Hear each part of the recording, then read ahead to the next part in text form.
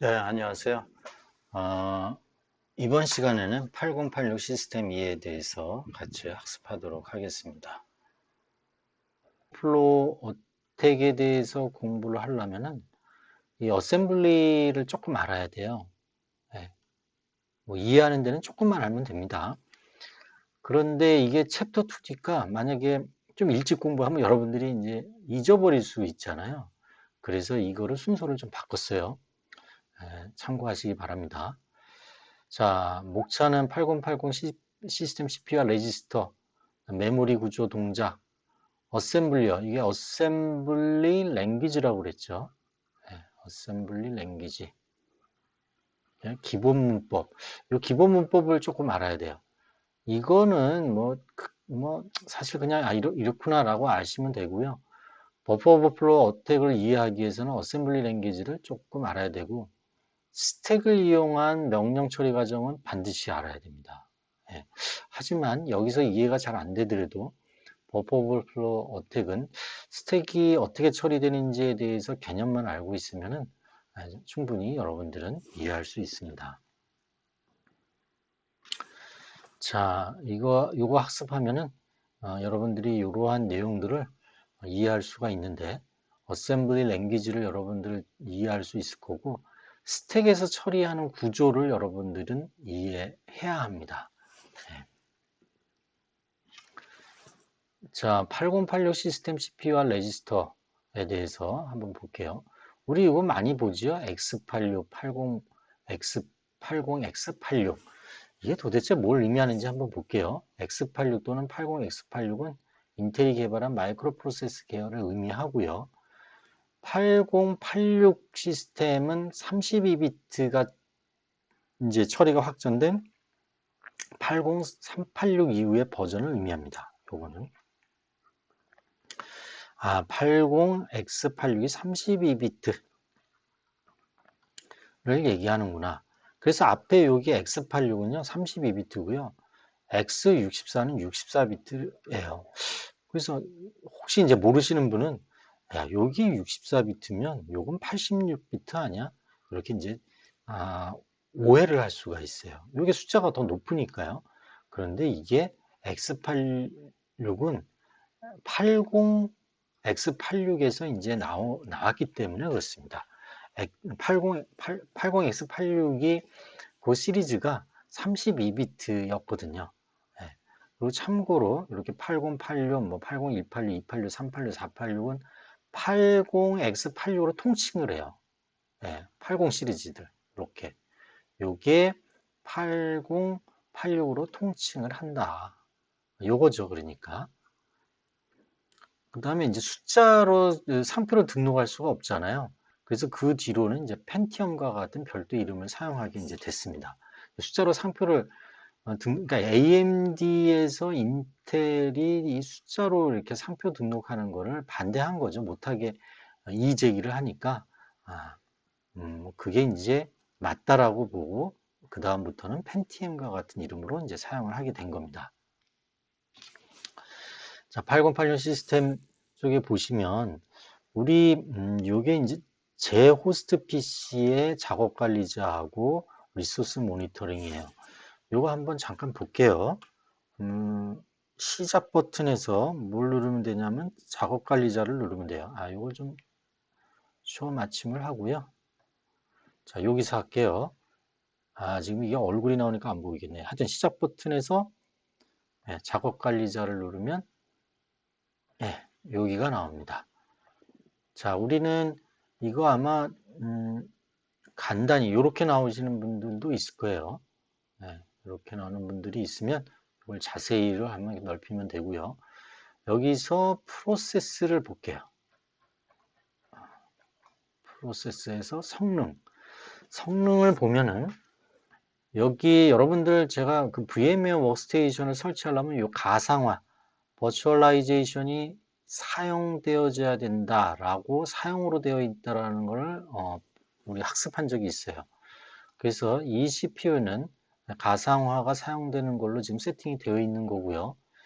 제 호스트 PC는 인텔 코어 i5예요. i5의 8265U CPU입니다. 그 다음에 1.6GHz고요. 그러면 이 각각이 뭘 의미하는지 한번 좀 볼 필요가 있겠죠. 그러기 전에 잠깐 뭘 보냐면 이 CPU에 보면은 잠깐 예. 여기 보시면은 소켓이라는 게 있고 코어라는 게 있어요. 여기 인텔 AMD는 조금 구조가 틀립니다. 인텔 계열을 보면은 여기 이게 이제 CPU 이제 칩이 되겠는데 여기 보면 내장 그래픽이 있고 코어가 이렇게 8개가 있어요. 지금 이 경우에는 코어가 4개니까 요 CPU 경우에는 코어가 4개니까 요렇게는 없는 거예요. 요렇게 이건 코어가 8개인 경우입니다. 그러니까 이제 구조가 요 캐시 메모리도 여기까지 있고 그 다음에 시스템 관리 이렇게 되는 거죠. 요게 인텔 계열의 어떻게 보면 평면도예요. 인텔 CPU에. 자, 그러면 이렇게 큰 CPU가 원 소켓으로 꽂혀 있고 하나의 소켓으로 꽂혀 있고 코어가 이렇게 4개가 이렇게 있다라는 것을 알 수 있습니다. 이렇게 이제 디자인이 되어 있다라는 거죠. 그 다음에 요 안에 캐시 메모리가 있는 거예요. 이 캐시 메모리는 어떻게 돼요? 이 코어가 공유를 하게 되는 거죠. 공유를 하게 돼요.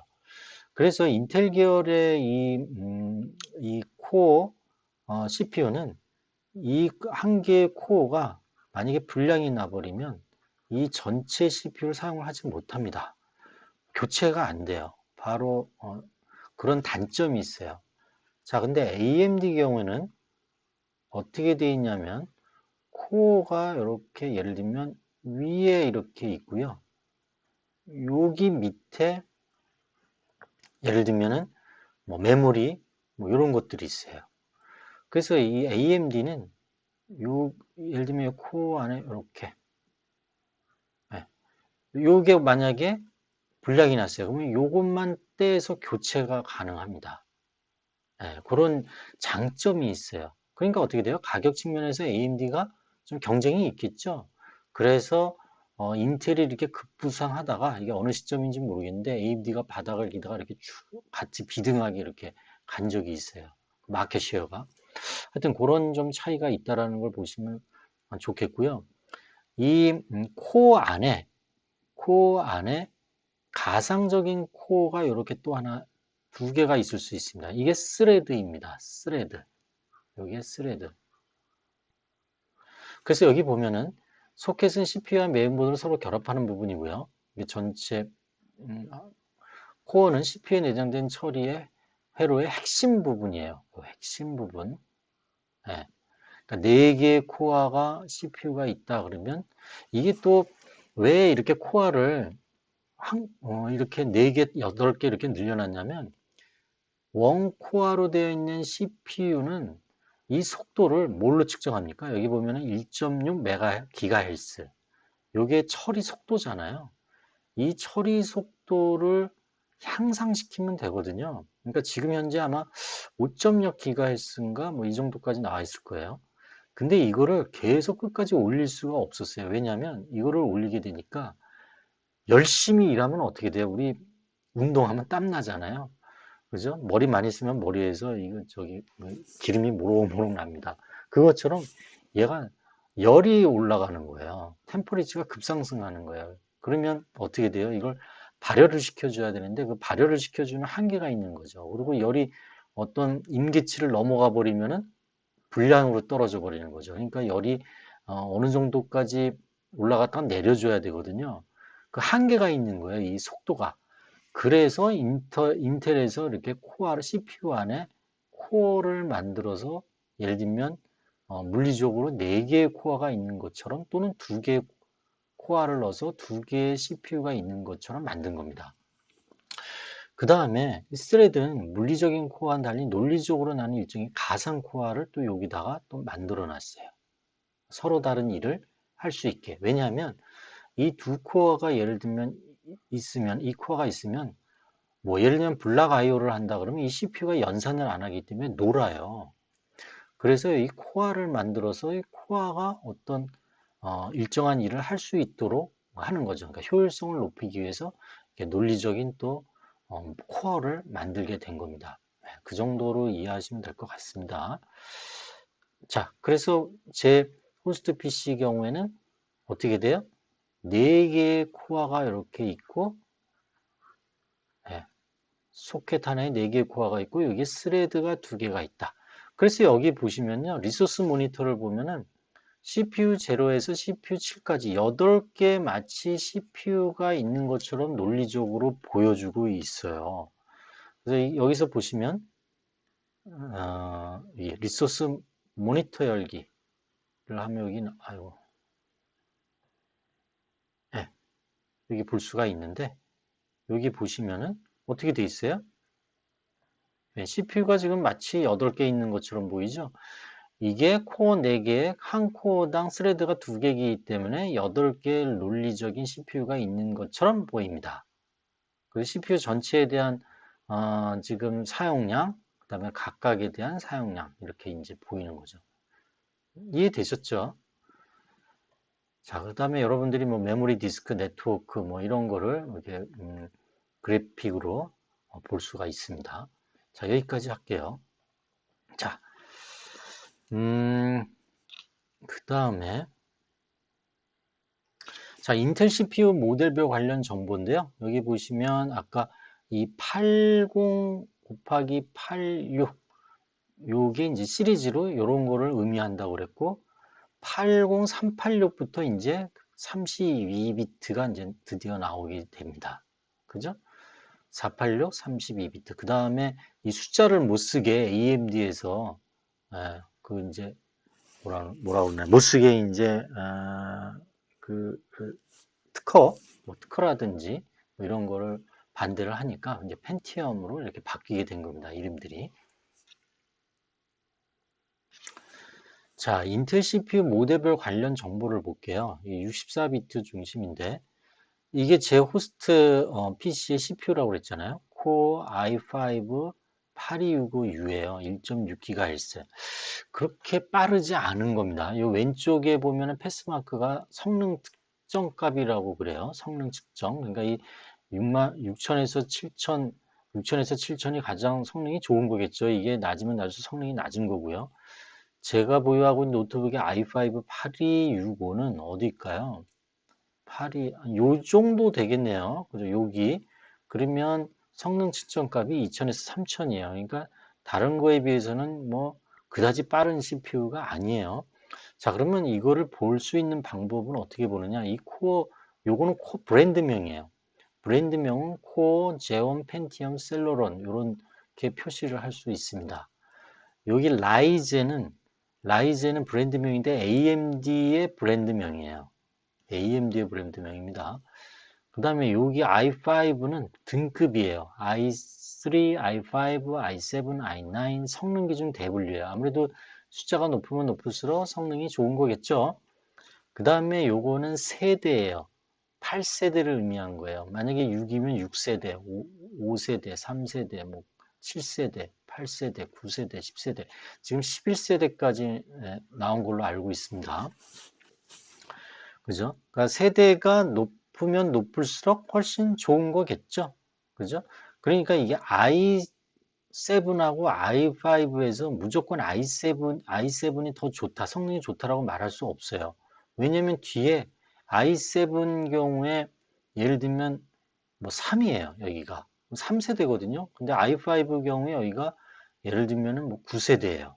그러면 이쪽이 더 성능이 좋을 수가 있어요. 그죠?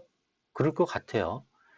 여기서 보면은 여기 i3 경우에 여기 i5 경우에 1세대에서 7세대까지 있잖아요. 1세대에서 7세대까지 여기는 지금 표현이 안 돼 있는데 한 뭐 요 정도의 성능을 갖는다라고 봤을 때 예를 들면 i5의 7세 7600이라는 거가 그죠? 네. 지금 뭐 얘기하려고 그랬죠? i7의 3가 꼭 i5 9보다 성능이 좋지 않다. 요것만으로 비교할 수는 없다. 요 세대를 보고 또 비교를 해야 된다라는 거를 제가 얘기해 주는 겁니다. 자, 그 다음에 요 두 개의 이루고는 성능 지표예요. 숫자가 높을수록 성능이 좋습니다. 그래서 지금 보면은 i7 같은 경우에 여기 보세요. 11세대, 9세대, 10세대, 9세대 이렇게 돼 있죠. 그 다음에 숫자 이렇게.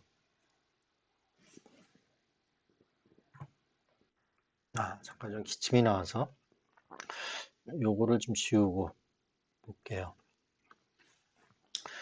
요걸로 딱 구별을 할 수가 있네요.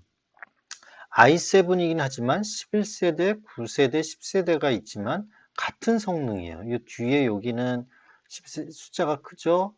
9세대이지만 900이라는 게 요거보단 더 크죠? 10세대이면서 700. 그죠? 네, 성능은 비슷비슷해요. 네. 제 거 같은 경우에 지금 이 거래가 237불 정도 하더라고요. 이 CPU가. 297불인가? 한 30만 원 좀 넘겠죠. 네, 30만 원 좀 넘게. 정가는 그렇게 돼 있습니다. 중고 가격은 뭐 어떻게 돼 있는지 모르겠어요. 하여튼 여기 여러분들 이거 참고하면서 본인 PC에 있는 CPU는 어떻게 되어 있는지 한번 재미삼아 한번 보시기 바랍니다. 자, 그러면 8086 시스템 CPU의 구조를 한번 볼게요. 우리는 지금 32비트 CPU를 공부를 하고 있어요. 왜 64비트 공부하지 않느냐? 예, 거의 같습니다. 지금 이 책에서는 이걸 공부를 하면은 64비트 알 수 있다라고 하는 거예요. 근데 실제 버퍼 오버플로우 공격을 하려면 32비트 CPU를 공부하는 게 더 맞습니다. 자, CPU 중앙 처리 장치인데 연산 장치가 있죠. Arithmetic and Logic Unit에서 실제 뭐 add를 한다거나 그다음에 뭐 뺀다거나 뭐 이런 거를 하는 거죠. 연산 장치. 그다음에 이 연산 장치하고 레지스터하고 버스를 컨트롤하는 제어 장치, 컨트롤 유니트. 그다음에 레지스터들이 이렇게 있습니다. 레지스터는 어떻게 보면 메모리인데 굉장히 빠르죠. 바로 옆에 있고 하니까 메모리보다 훨씬 빠른 게 이제 레지스터가 되는 거죠. 그다음에 버스 인터페이스. 그래서 메모리하고의 메모리하고 I/O가 많겠죠. 그 밖에 키보드, 모니터, 네트워크, 하드디스크가 있습니다. 오른쪽 기름은 제가 구글에서 이렇게 본 건데요. 조금 더 자세히 나와 있죠. 레지스터는 데이터 레지스터, 포인터 레지스터, 이렇게 인덱스 레지스터 이렇게 나누어지고, 그죠? 그 다음에 ALU가 있고, 버스가 있고, 그 다음에 세그먼트 레지스터. 레지스터가 여러 종류가 있다는 걸 알 수 있어요. 이거는 뒤에서 다 배우도록 하겠습니다. 자, 8086 시스템 CPU 구조에서 이제 하나하나씩 보도록 하겠습니다. 연산 장치는 뭐냐? 여러분들 다 아시는 거죠? 핵심 부분이죠. CPU의 핵심 부분이고 산술과 논리 연산을 이제 수행하는 거죠. 산술은 뭐 더하기를 한다거나, 네. 예를 들면 AX 레지스터와 2를 더해서 AX 레지스터에다가 만약에 집어넣는다. 그러면 이거 더해서 여기다가 집어넣는 거죠. 그 다음에 논리 연산은 뭐 AND 또는 OR 이런 거죠. 그 다음에 익스클루시브 OR 이런 걸 이제 불린 대수라고 하죠. 논리 연산을 의미합니다.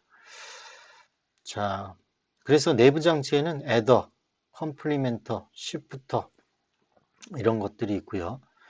이 덧셈 실제 덧셈 연산과 뺄셈 연산은 이제 보수, 1의 보수 뭐 이런 방식을 이용을 해서 하죠. 그 다음에 시프트는 오른쪽 왼쪽으로 이제 이동을 해서 나눗셈이라든지 곱셈 연산을 할 때 이 시프터를 이용을 합니다. 그 다음에 관련 레지스터는 어큐뮬레이터, 뭐 AX 레지스터 같은 거죠. 연산의 중간 결과를 이제 저장하는. 그 다음에 데이터 레지스터, 연산에 사용할 데이터를 이제 저장하는 거죠. 상태 레지스터, 그러니까 플래그. 만약에 2-3을 하면 -1이잖아요. 근데 요거는 요 플래그로 이제 인식을 하는 거죠. 그 다음에 오버플로어가 났다거나 연산을 이렇게 했는데 111하고 여기 만약에 더한다. 그럼 오버플로우가 나오죠. 예, 그 오버플로우에 대한 상태 레지스터를 세팅하는 거. 그런 것들을 하는 게 바로 스테이터스 레지스터입니다.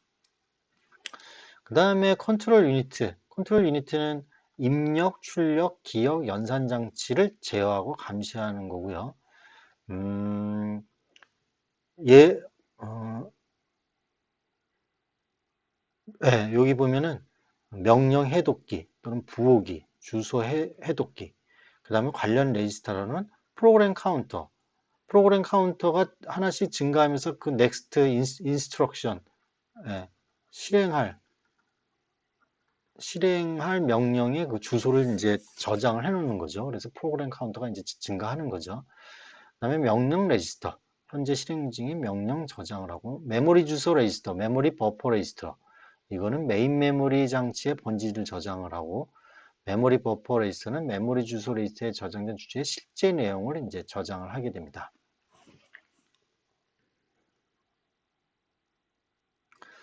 자, 레지스터의 종류. 를 레지스터의 종류와 기능에서 범용 레지스터를 보면은 EAX 요 E는 Extended의 약자입니다. 그래서 여기가 예를 들면 16비트 Extended 해서 32비트의 레지스터를 의미를 합니다. EAX는 어큐뮬레이터로 주로 산술 연산 함수의 결과 예를 들면 뭐 AX 플러스 뭐 02 어드레스가 지정하는 값을 AX에다가 집어넣을 때 여기에 함수의 결과값을 이제 집어넣게 되죠. 이것들은 각각 얘는 뒤에서 또 배우겠습니다. 자, EBX는 베이스 레지스터 특수 주소를 저장을 하고요. CX는 카운터 레지스터예요. 반복적으로 실행되는 특정 명령에 이제 사용이 되는 거죠. 카운터를 정해놓고 카운터에 예를 들면 뭐 10을 집어넣고 데시멀로 10번을 이제 계속 수행을 하게 되는 거죠. 데이터 레지스터는 일반 자료 저장을 하게 됩니다.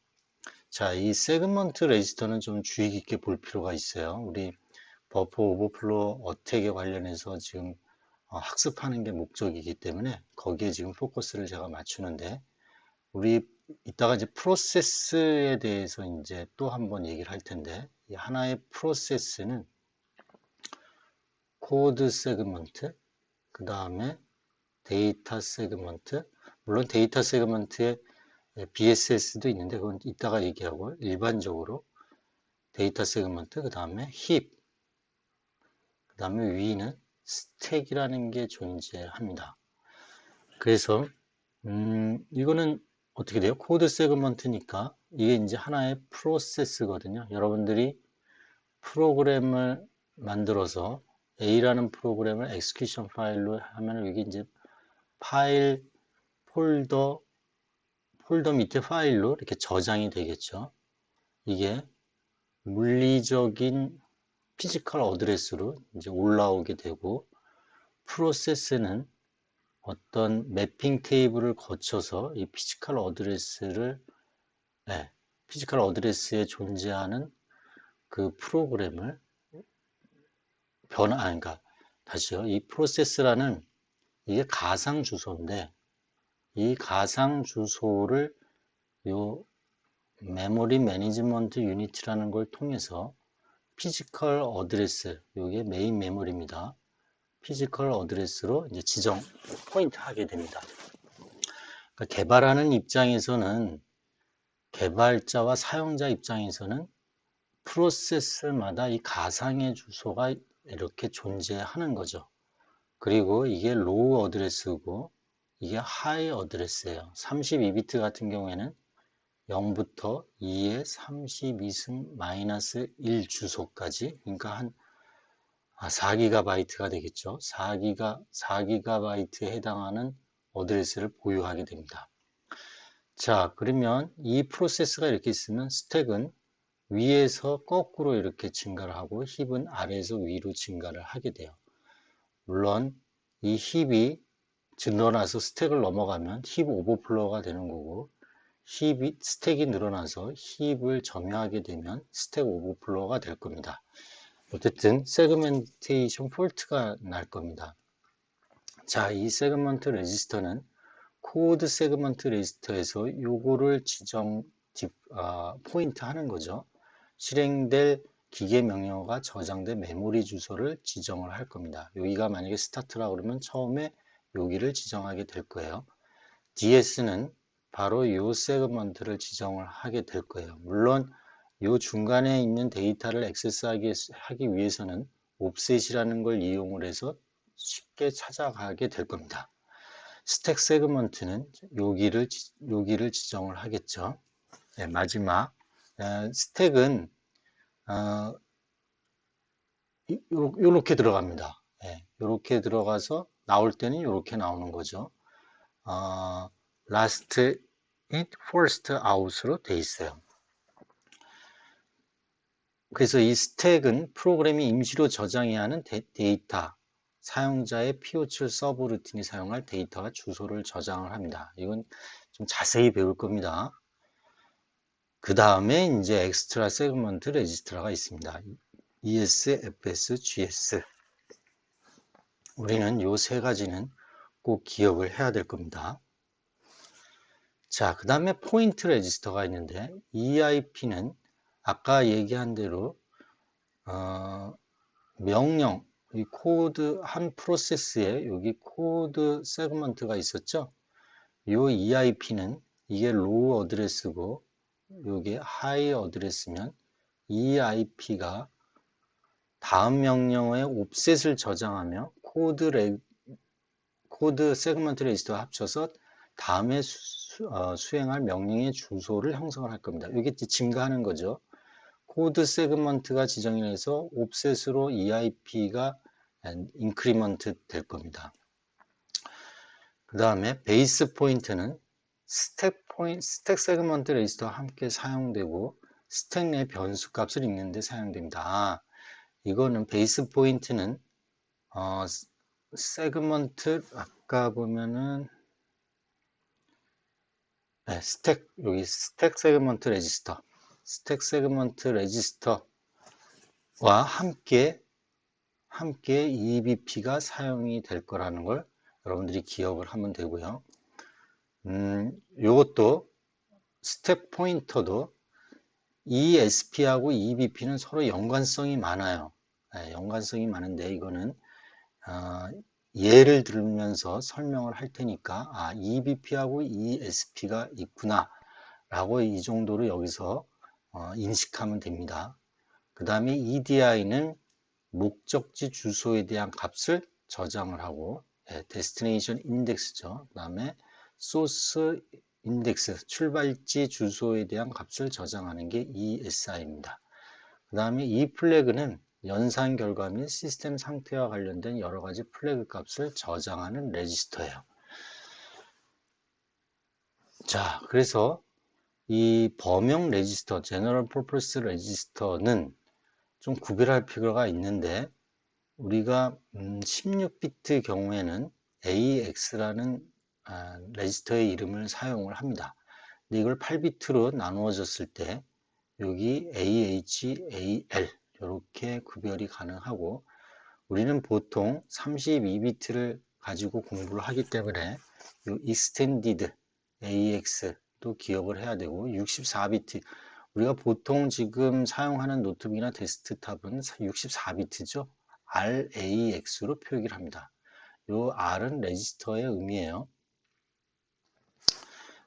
그래서 64비트 레지스터는 R, 32비트는 extended, 16은 AX, 8비트는 뭐 이런 식으로 16비트를 이런 식으로 나누어지는구나 라고 여러분들 이해하시면 됩니다.